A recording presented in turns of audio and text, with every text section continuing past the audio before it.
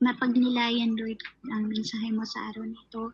At ito po yung mapakinabangan, Lord God, sa aming araw-araw na buhay. In Jesus' name, amen and amen. And yung sa akin po na na-assign is paggalang po sa pamahalaan. So, andito po, sinasaad po dito sa Roma 13 verse 1 to 7. Ang sabi po dito is, ang bawat tao ay dapat pasakop sa mga pinuno ng pamahalaan sapagkat walang pamahalang hindi mula sa Diyos at ang Diyos ang nagtatatag ng mga pamahalang umiiral. Kaya nga ang lumalaban sa pamahalaan ay lumalaban sa itinilaga ng Diyos at sila'y nararapat sa parusa. Ang mga pinuno ay hindi dapat katakutan ng taong gumagawa ng mabuti. Ang mga gumagawa lamang ng masama ang dapat matakot. Kung ayaw mong matakot sa mga namumuno, gumawa ka ng mabuti at pararangalan ka kanila. Sila yung mga lingkod ng Diyos para sa ikakabuti mo. Ngunit kung gumagawa ka ng masama, dapat kang matakot dahil sila'y may kapangyarihang magparusa. Sila'y mga lingkod ng Diyos na nagpaparusa sa mga gumagawa ng masama. Kaya nga dapat kayong pasakop sa kanila, hindi lamang upang hindi kayo maparusahan, kundi alang-alang rin sa inyong budhi. Yan din ang dahilan kung bakit kayo nagbabayad ng buwis. Ang mga pinuno ng pamahalaan ay mga lingkod ng Diyos at ito ang kanilang tungkulin. Ibigay ninyo sa bawat isa ang nararapat sa Kanya, magbayad kayo sa mga dapat bayaran at magbigay kayo ng buwis sa dapat buwisin. Igaling ninyo ang dapat igalang at parangalan ninyo ang dapat parangalan. Yan purihin po ang salita po ng Panginoon.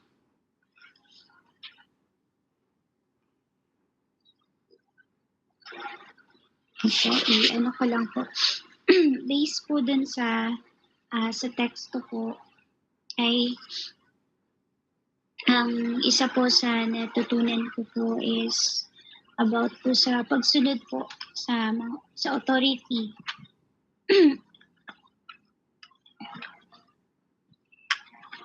na kasi po sinasaad po doon yung mahalagang bahagi natin bilang mananampalataya is yung yung pakikipag-ugnayan or pakikipagkasundo po natin sa otoridad. Kasi sinaad po doon sa Roma 13:1 verse 7 na ang yung hindi po like yung isang simpleng hindi pagsunod po o sa utos ay dapat po nating maunawaan na itinilaga po sila ng Panginoon para po mas maging maayos kung like dito po sa Pilipinas or kung saan man pong bansa. Lahat po ng mga bansa, di po ba may mga kanya-kanyang authority or pamahalaan po na dapat po bilang mananampalataya tayo po ay sumusunod sa kanila. Kasi po yung dapat maunawaan po natin yung papel ng pamahalaan at yung responsibilidad po ng tayo pong mga mananampalataya sa loob po ng lipunan or ng bansa po natin. So, dun po sa unang bahagi po ng Roma 13:1 verse 7 ay nakasaad po dun yung kahalagahan ng pagsunod sa mga otoridad. Hindi ito isang walang kondisyon na pagsunod, kundi isang pagkilala sa kanilang tungkulin na itinakda po ng Diyos sa kanila. So yung mga otoridad po ay tinuturing na mga lingkod ng Diyos as per dun po sa binasa po natin kanina na inatasan upang mapanatili ang kaayusan at parusahan ang mga gumagawa ng masama. Yung pagsunod po sa makatwid ay isang paraan po ng paggalang po sa kaayusan na itinatag po ng Diyos. So pag sumusunod po tayo sa kanila is iginagalang din po natin ang ating Panginoon. So yung pagsuway po sa kanila ay itinuturing na pagsuway po sa Diyos. mismo. So, higit pa po ito sa pagsunod, because if we follow po yung mga rules, ito po yung nagpapakita rin po ng pagmamahal at paggalang po natin. Una-una po sa ating Panginoon, pangalawa po sa kanila, sa authority po natin.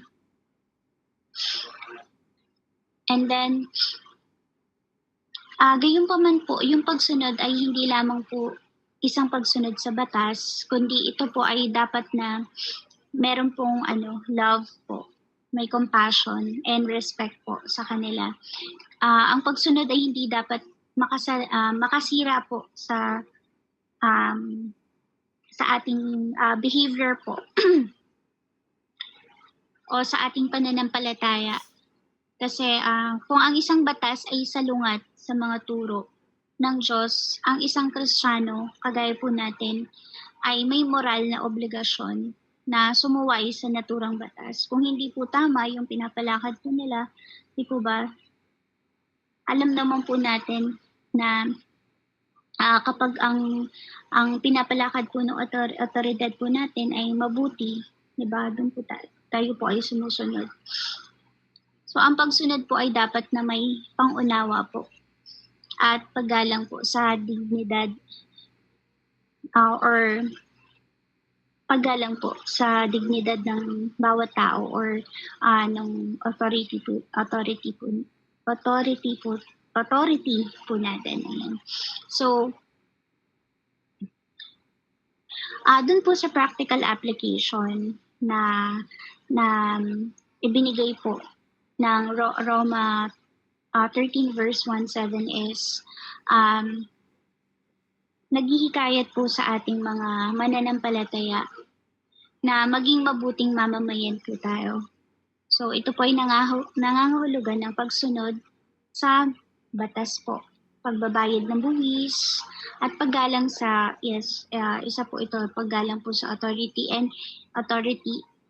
Ngunit hindi rin po nangangahulugan na ng pagiging matapat sa ating pananampalataya at pagtatanggol sa mga karapatan ng mga inaapi. So ang pagiging isang mabuting Christian po or mananampalataya ay hindi hiwalay sa pagiging isang mabuting mamamayan.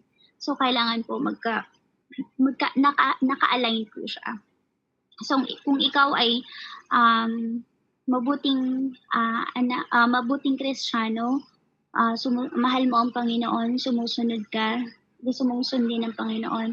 So dapat nakikita rin po ito kung paano ka mamuhay, kung paano yung pagsunod mo sa authority po. And then nakikiisa ka po. Nakikiisa ka sa mga projects po, mga gawain.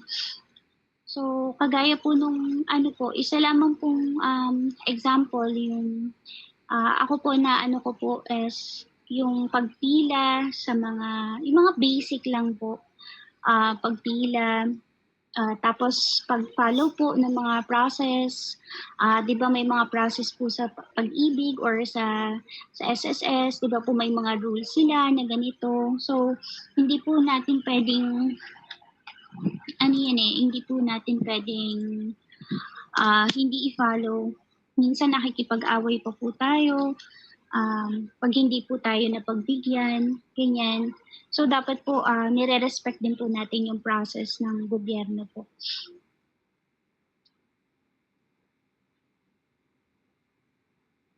And then yung mga example po ng sa modernong panahon po ngayon is yung pagsunod po sa pinakasimpleng antas po ng pagsunod talaga. So like yung paggalang po sa pagbabayad po ng buwis, 'di ba may mga kapulisan din po tayo na 'di ba minsan yung 'di ba yung mga krimen or 'di ba po ba nasasangkot yung mga pulis, tapos iba na po yung nagiging tingin po natin sa kanila.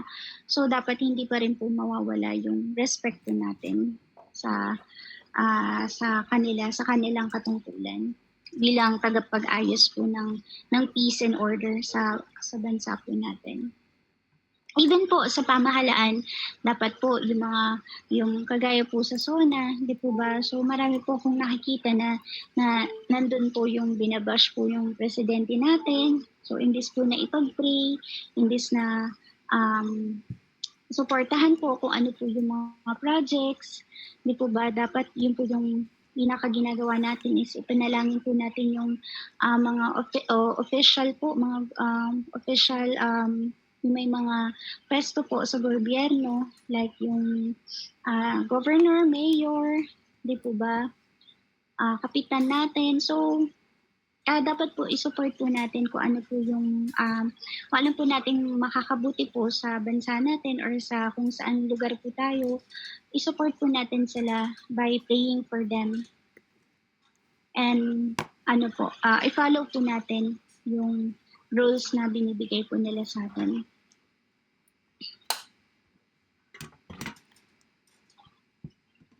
Yan po, isa po yun, yung pagbabayad ng tamang buwis po. Kasi po ang pagsunod sa batas sa pagbabayad ng buwis ay isang pangunahing halimbawa po ng pagsunod sa otoridad ng pamahalaan. Ito po ay mahalaga para sa pagpondo. Di po ba nagagamit din po natin pagpondo po ng mga pampublikong serbisyo po sa ating bansa. And then pagsunod sa batas trapiko, isa rin po yan na dapat, di ba, kung tayo po ay mga Kristiyano na meron na pong relasyon sa Panginoon, tayo po nakakalanan na sa Lord, is mahal po natin ang Lord, di po ba? Sumunod po tayo sa batas trapiko. Tulad po ng mga pagsunod sa traffic lights and speed limits po, di po ba? Pinapatupad po nila yung speed limits, di po ba, para maiwasan po yung aksidente, di po ba? And nagsisiguro po ng kaligtasan ito sa lansangan at maayos na daloy ng traffic po. And then yung pagsunod po sa mga ordinansa ng lokal na pamahalaan, yung mga kasi po may mga ordinansa po na dapat sundin yung, di ba, as residents sa kanya-kanyang barangay, tulad ng pagtatapon po ng basura sa tamang lugar at pagsunod po sa curfew. Yun, isa na po yun.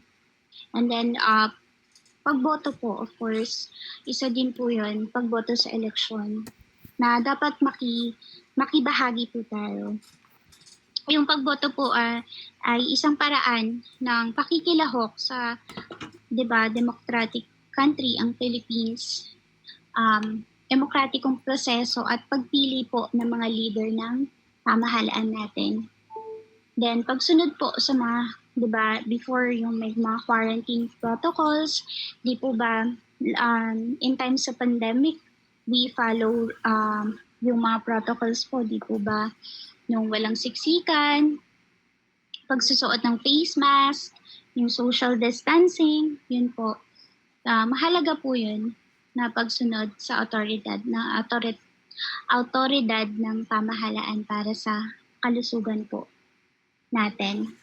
And sa school din naman po, may mga rules din po. Yung patakaran po sa school, kung meron po tayong mga anak na nag-aaral, na inaasahan din po na susunod po tayo sa patakaran ng school, di po ba? Tulad po ng pagsusuot ng uniform, pagdalo po sa mga klase ng mga anak natin, and may mga rules po yung mga teachers po nila or principal, ganun. And then paggalang po sa mga guro or kawani po ng school. Ayan. So, yun po ipagpapakita ng paggalang sa school po ng mga anak natin, sa guro po ng mga anak natin. And kasi po mahalaga rin po yun para maging maayos yung kapaligiran sa school and yung pag-aaral po ng mga anak natin. Ayan. And then last po is yung sa family po and community. Sa barangay po natin, yung paggalang po natin sa pamilya, which is, di po ba, paggalang po natin sa mga nakakatanda sa atin, sa kapitbahay natin, diba? Ay isa na rin pong paggalang po natin sa otoridad. Kasi yung pamilya po natin is part po ng community. Ayan. So, yung mga halimbawa po na sinabi ko kanina ay nagpapakita po ng pagsunod sa otoridad. So, hindi lamang po siya tungkol sa pagsunod sa batas, kundi pati na rin sa paggalang sa institution po natin.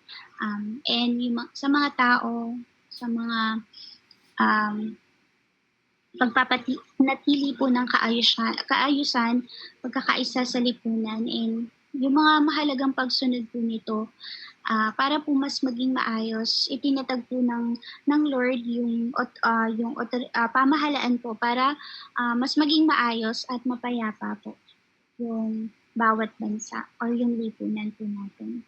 And so, ayun lamang po yung aking mai-share po. Ayan po, pasalamat lang po ako sa Lord. Lord, thank you so much for this wonderful um, morning, Panginoon, na ibinigay mo po na that we learn how to value, Lord God, yung meron po palang purpose, Lord, yung aming mga um, yung aming mga pagsunod, Lord, sa pamahalaan na pinapakita po dito, Lord, na gusto mo po kaming magbigay ng respect, love, Lord, hindi lang po sa pagsunod, kundi, Lord, ibigay po namin yung compassion, Lord God, sa mga itinilaga mo, Lord God, na opisyal sa aming bansa, Panginoon. Salamat po, Lord God.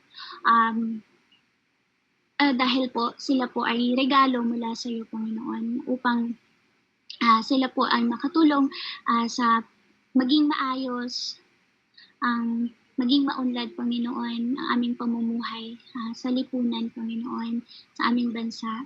Particularly, Lord God, ito po ay makatulong, Panginoon, sa community and sa kanya-kanya naming pamilya. Lahat po na ito, Panginoon, ay pinapasalamat po namin, Lord God, dahil, Panginoon, na itinalaga mo po sila, Panginoon, para sa amin. Nandun po, Lord, yung we feel your love and care because of them, Panginoon, in the mighty name of Jesus. Amen and amen. Sis Annalie.